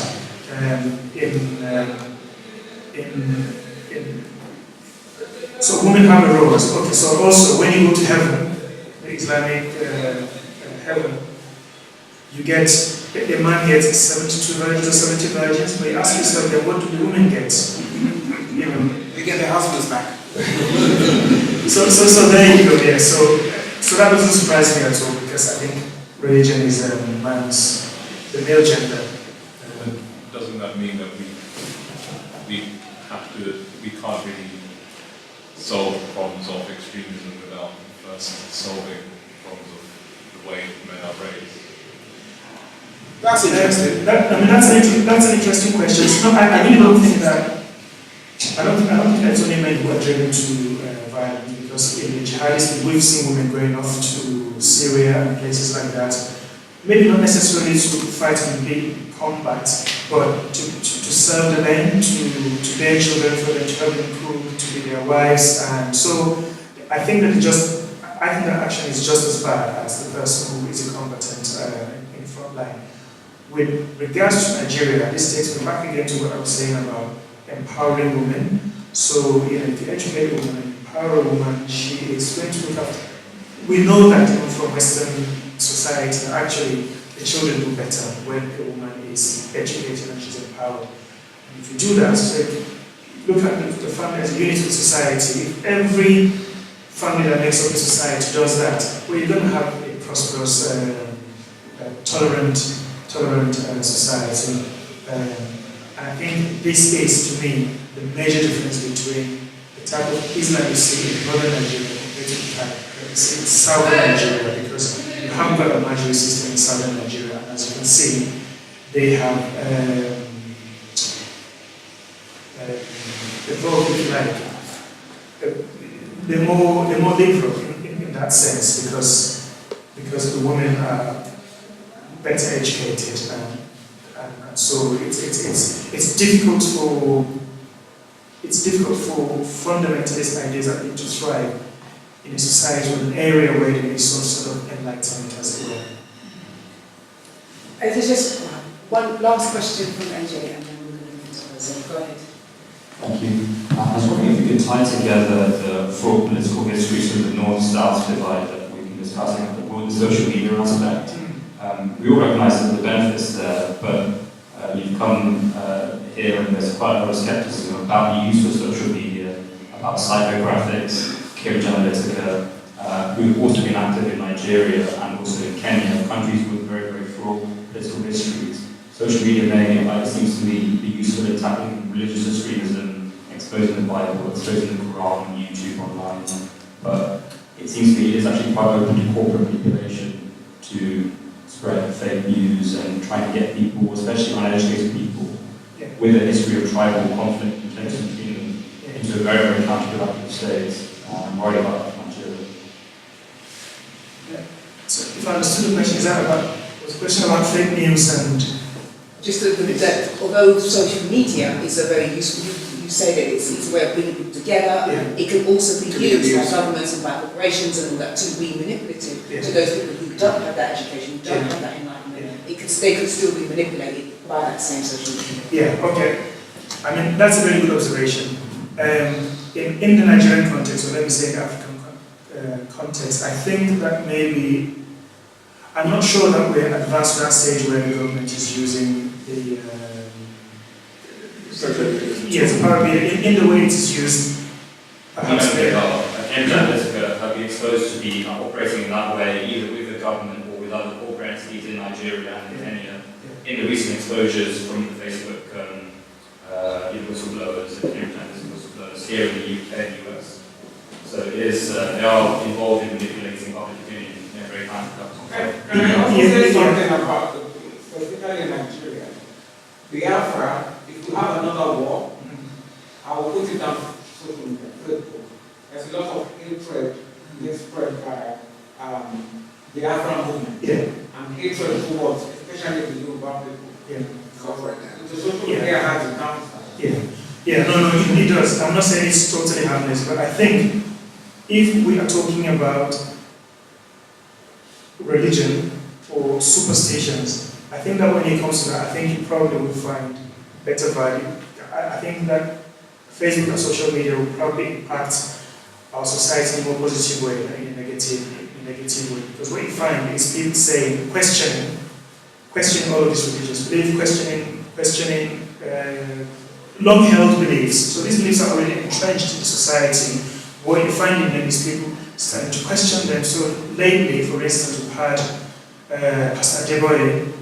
So this man, for people who might not know, he's a very, very, very powerful religious leader in Nigeria. He's a Christian man. He teaches about prosperity. He says he's cured all kind. Any type of disease you name it, he's cured it. He's raised dead people. He claims that his car drives without fuel. You just name it, like he's just like a walking, miracle. And he's got the vice president of our country, who is a professor of law, is one of his followers. And I have done an article on Sahara Reports where I invited Nigerian, the intelligentsia, people who should know better, people who should, because when somebody as powerful as that, and somebody that a lot of people look up to, follows a man like that, people are not going to question the credibility of this man. I think they give these people credibility, as it were. So this is part of the reason I forgot what I was going to make. You talk about fake news. Yes, there's a reason why I mentioned.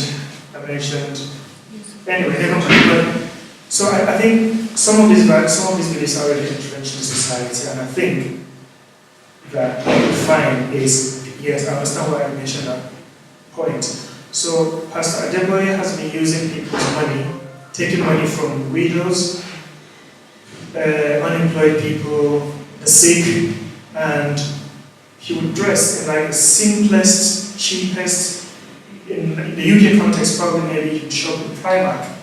But this is an outward sense of humility, and Nigerians love that sort of thing. They get easily deceived by it. The man rides in a private jet, bought by their own money, because he sold them this hope that he's going to be able to cure all their diseases and raise their dead and do everything. And the stage healing on in the churches and all that kind of stuff. So it's not massive following. He's very rich.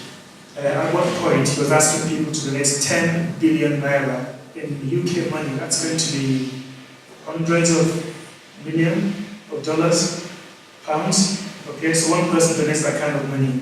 Nobody who has an honest means of livelihood is going to donate that kind of money to a cause that is not going to. So the people that donate this money are the people who impoverish, the politicians who steal from us. and impoverish our society, they are the only people who can donate that amount of money to the church. And the reason they do that is because they think that doing that will buy them forgiveness from God. So it's like saying, I can steal, but God is going to forgive me. So, to come back to your question, Pastor Adeboye has been in trouble lately with people like Daddy Freeze and Pastor Adelaja, who is a pastor in Ukraine, and they have been saying he is teaching, his message is demonic.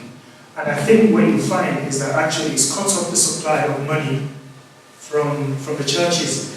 They're coming out at these people and cursing them and making threats, and in fact Pastor Adeboye has gone as far as saying that if you don't give tithe, you will not go to heaven. Now, if you know the Bible and you read the Bible and you understand the Bible, that is actually blasphemous, because that is just not the case at all. But that's how desperate he is. And the reason that's happened, it's never happened before. The only reason why that's happened is because Facebook in some sense is faceless, and people feel bold enough to come out and challenge all these silly ideas. And people's eyes are starting to open and think, right.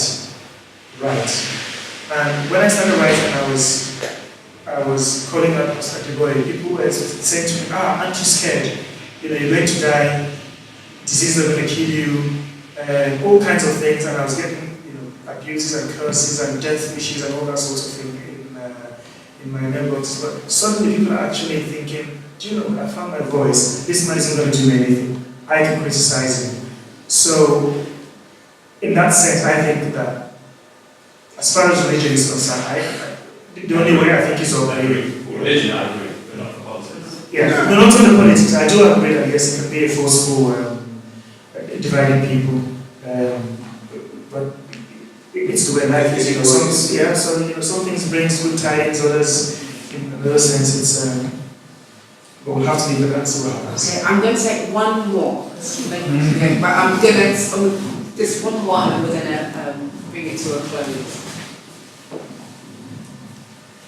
Thank you. I just wanted to share a bit of my experience with you, because in 1969 to 72, so a long time ago, I was teaching at the University of Lagos. I was training maths teachers, and it was a very exciting time because the Biafra War had just finished. General Gowon was Christian, so he seemed to be bringing the country together a bit.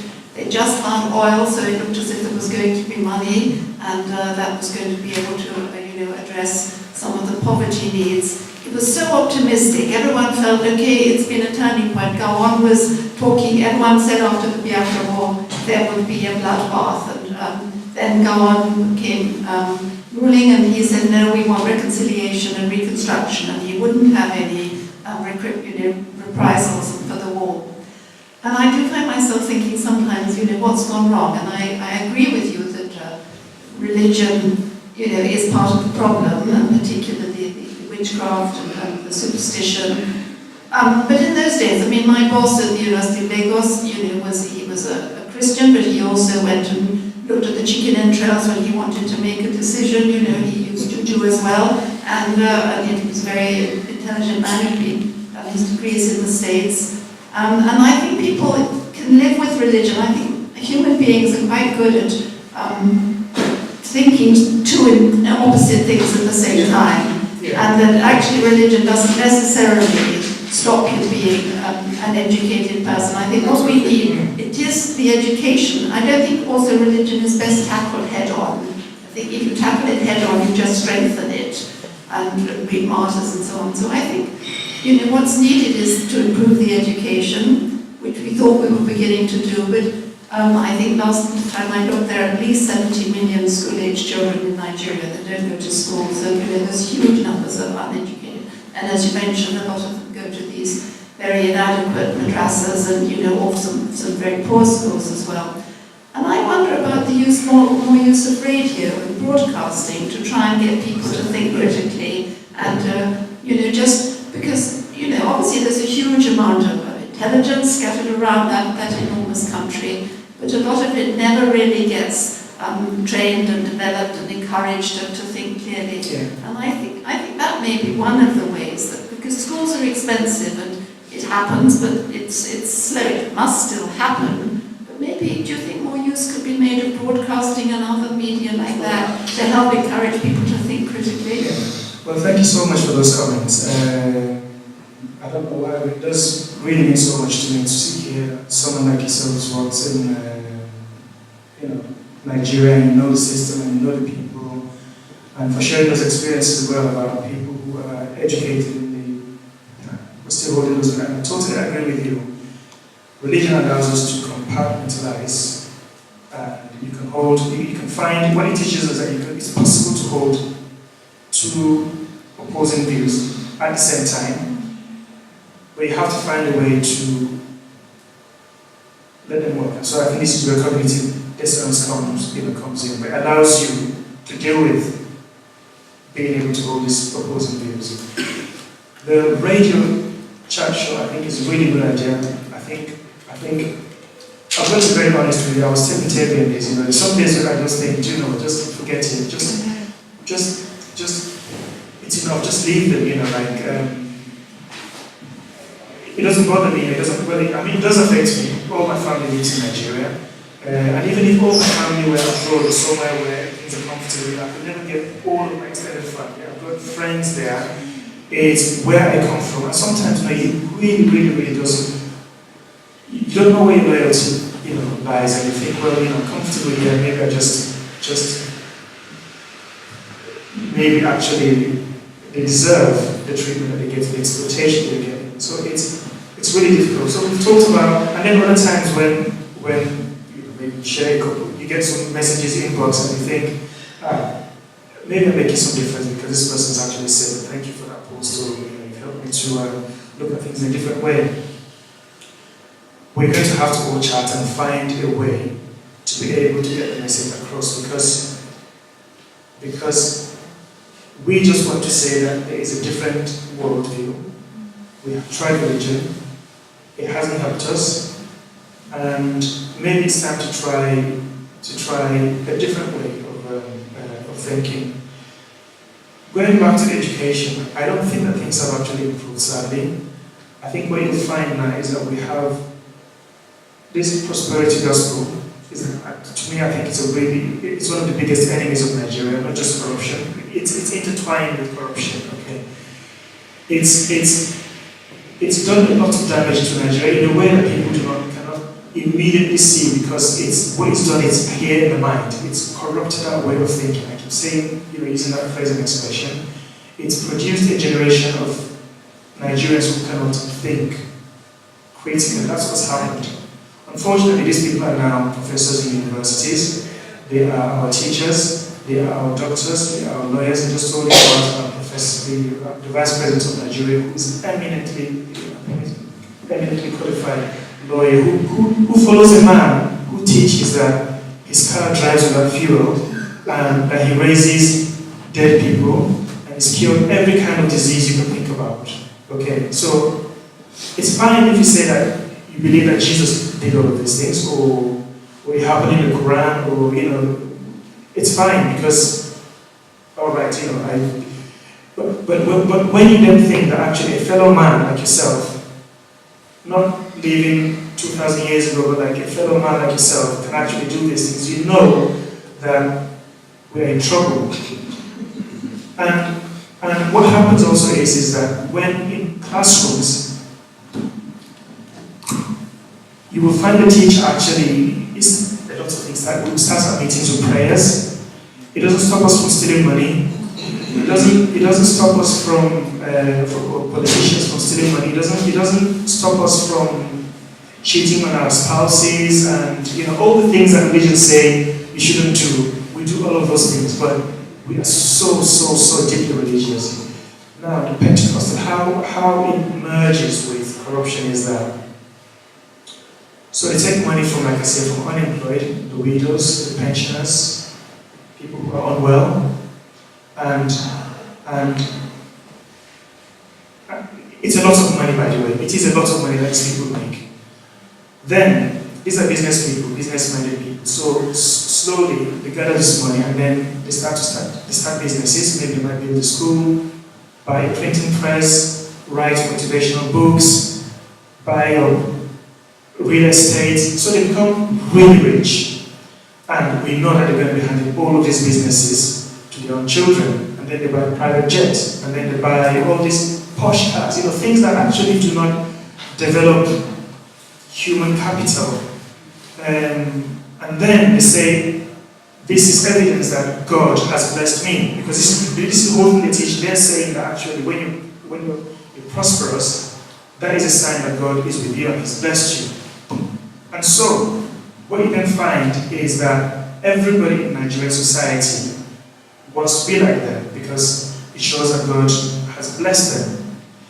And that now drives corruption, because what you then find is that